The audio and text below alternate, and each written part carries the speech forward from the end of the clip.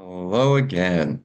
All right, we start with a little bit different kind of quotes. I want to point out the challenges that is fasting. It's not all, rainbows, butterflies. It is very difficult. And so, from August Dunning again, the Phoenix Protocol, he says the discomfort is the signal that the body is adapting. And so it's just remembering when we are feeling that struggle, it's this process of adaptation. Mahatma Gandhi has been quoted as saying, fasting is the sincerest form of prayer, but it's also the most difficult.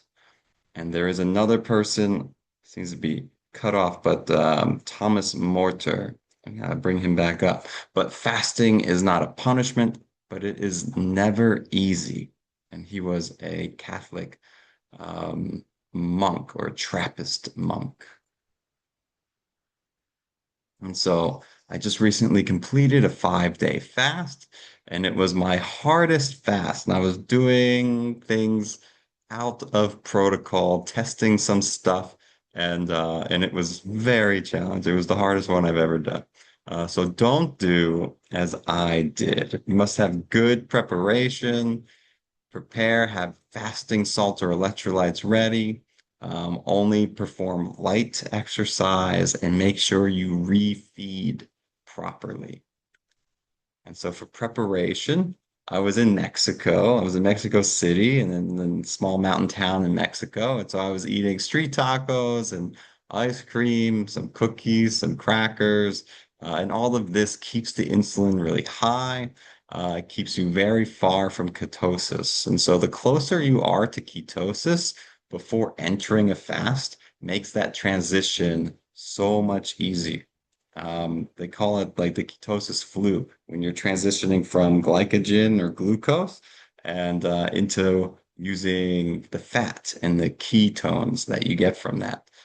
So it's really helpful if you start removing carbs and sugars just entirely out of your diet for 2 or 3 days before your fast. Really start lowering that insulin, start getting your body into a more ketosis state. And especially if you're doing a fast that's 72 hours or longer, it really helps. So remove snacking in between your meals. Start to, spread out the period of time when you're eating. If you can start to finish eating earlier in the day, that really helps a lot. And then reduce your meals on that second to last day to just 2 meals. And on the day before your fast, maybe just have one meal and then kind of start your fast. Have like a late lunch or something like this. And then it can be a little bit large, but not overindulging. And then start your fast. And then it'll just make it that much easier. So during the fast, make sure you are prepared. Have fasting salts available for you, electrolytes. They're not necessary, honestly, but they are really helpful. I was doing a lot of fasting before the addition of fasting salts. And the first time I did a 4-day fast with salts, it was noticeably just like the easiest fast I've ever done. So oftentimes we can feel hungry, but it's not actually hunger for food, but it's hunger for salt. And so by adding salt to our water and then uh, fasting salts is also the electrolytes of potassium and magnesium. So by adding these things, it really supports our body in a whole. And so the salt, because our body like needs the salts for our nervous system. And we also need potassium and magnesium to support our muscles and our nervous system as well and signaling. And by adding these things, the salt helps reduce hunger, magnesium and potassium. They help reduce the chance of muscle cramps and also reducing the chance of headaches. So I tested exercising more than ever before in this most recent one, and it was just too much. It was too much. I overdid it. I was playing pickleball. I played ping pong. I was going for long walks in mangroves. I was going to the gym, lifting weights, doing less than I would normally do, but still way too much for a fasting state. And so my body was really achy. I exercised on day 2 of my fast, and then day 3, I was just off. I was just plump on the ground. I had no energy. It was really, really tough. And then I had like, yeah, my body ached, my head ached. I had insomnia, which I think might be part of the exercising. I never had insomnia before in one of my fasts, and I'm not entirely sure why I had it in this one, but it might be because of the overdoing on the exercise. So keeping it just light to moderate. If you want to add in weights for a little bit, maybe on the second or third day, it's okay. But keep it like half of what you would normally do in only one set and keep it small. It's kind of not there to gain muscle. It's just there to tell your body, yes, I'm still using these muscles. Don't eat away at them. Don't use these muscles for energy. Keep using the fat. And so that's the point. And so I kind of had it in my head like, oh, I still wanna like push it a little bit. And that was the wrong idea. So keep it moderate for 2 or 3 days and then only light exercise if you're doing a longer than 3 day fast. And so refeeding, it's the most important part and also the most challenging part of a fast. There's something called refeeding syndrome where if you eat in the wrong way, in a way that your body can't handle easily, it completely messes up the metabolic system. The insulin skyrockets and shoots down. Like you've just been resting the whole digestive system for 72, 100, however many days, 3 to 7 days. And here you are telling it to turn on. You have to be very gentle and careful with that. And I did not do that this time. So I ate way too much. I had 2 cups of bone broth, and if I left it there, would have been perfect. But I also had half an apple. I also, and that was on day one. So that was over 7 hours. And I ate too late in the evening, didn't give it enough time to process. You're going to definitely stop on that first day. Stop around 4 p.m. Let your body digest all of that. It's not used to digesting anymore. So it's going to take a little longer.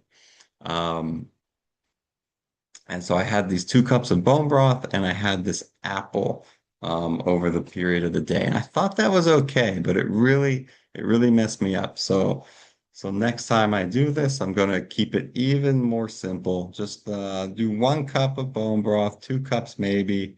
I can step in like olive oil is an option, maybe a small amount of avocado is an option.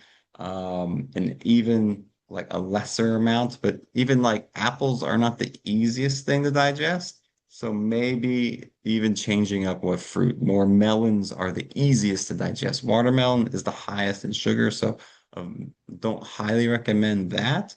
But coming in with honeydew or cantaloupe might be an option as well.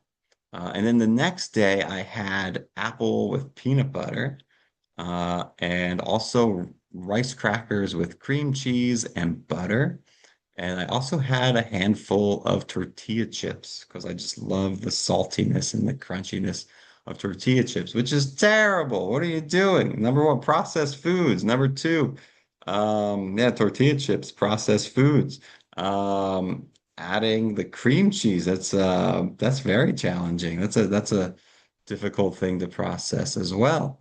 The apple with peanut butter, I think most people would consider okay, but for me, the peanut butter was in my stomach all day. I kept burping and tasting cracker and peanut butter. So it wasn't really easy to digest yet. So for me, in that moment, it was way too much, too complicated. I ate those things and then I had refeeding syndrome the rest of the day. I had this gigantic headache. I felt super tired. I couldn't even walk half a mile. I was just, this headache kept growing and growing and growing for 8 hours until finally it started to subside around like 9 or 10 p.m. So it was really, really important that we refeed properly. So although this was really small amounts, these were poor choices. And so for me, refeeding has always been the hardest part. I would say I've never done it to a T correctly. So most important, prepare. I did not have the right foods available because I actually didn't expect to end my fast yet. But I was really tired and didn't have the energy to go to the store. Uh, and so I made do with what I had in the house. And and it was just easier to make poor choices because of that. So how do we refeed properly? Well, prepare and be gentle. Have your broth, your fruit, your egg, honey, oils, avocado ready. Have it available for when you're going to break it. So what's really nice is having your fat first. So you can just have a little bit of butter, a little bit of olive oil, a little bit of avocado even, but not a lot, just like a teaspoon or two. We're just introducing the body like, hey, we're going to start eating again. And this reduces the chance for rebounding, which is when like if I've broken a fast with just, 1 cube or 2 cubes of watermelon. And then like the second that that comes in, you're like, rah, rah, rah. You just have this huge ravenous urge of hunger, surge of hunger. And yeah, it's really tough to combat. So by doing these things, it reduces that chance of it happening. And then you wait like an hour, and then you can like feed your gut with just a tiny amount, small amount here, not your normal sizes that you would eat in your non-fasting, non-refeeding period. Sauerkrauts or yogurt, because this is what's like these things are adding the good bacteria back in. And then you can feed that good bacteria with some steamed veggies, a vegetable soup, a bone broth. But we still don't really want to add in like carbs from processed foods or anything like that. Those are really bad for introducing good bacteria.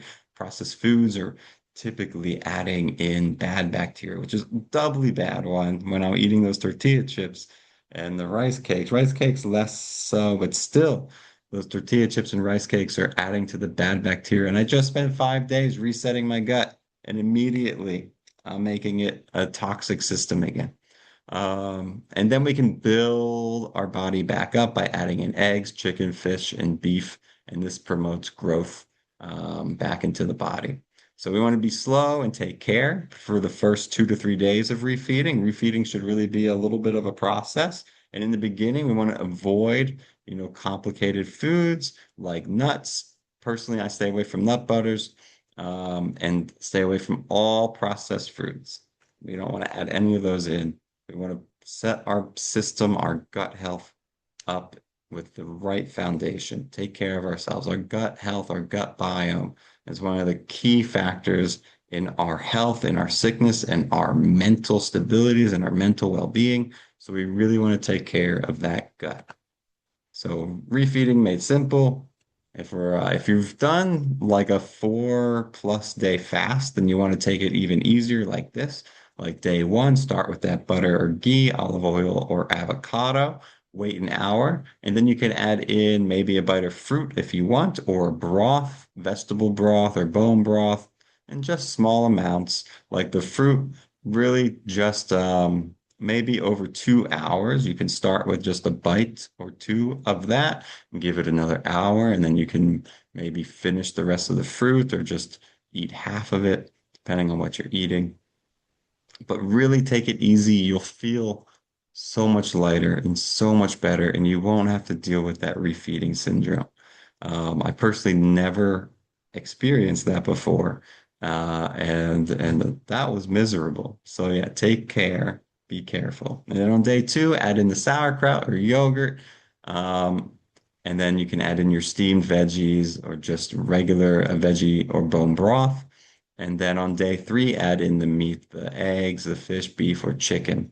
And again, we're keeping it very simple. We're not cooking them in butter and adding all the seasonings, and we're keeping it very light, very simple. A nice steamed chicken, grilled chicken, and keeping it simple and basic, making it really easy for our body to digest. Now, if you're doing less time, like only 48 hours, 72 hours, you can reduce this into 2 days. On day one, you can do whatever, maybe even adding in a little bit of sauerkraut or steamed veggies.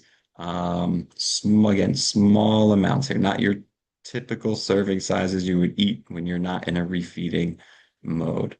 after fasting. And then again on day two, you can start adding in the eggs, fish, beef, or chicken. So yeah, so that's about it. That's those are a lot of the mistakes that I just made, and what made my fast so challenging and so difficult and very achy. I experienced so many symptoms that I have never experienced before. And these are the ways in which you can avoid that and have a much nicer, cleaner, happier fast. So let's fast.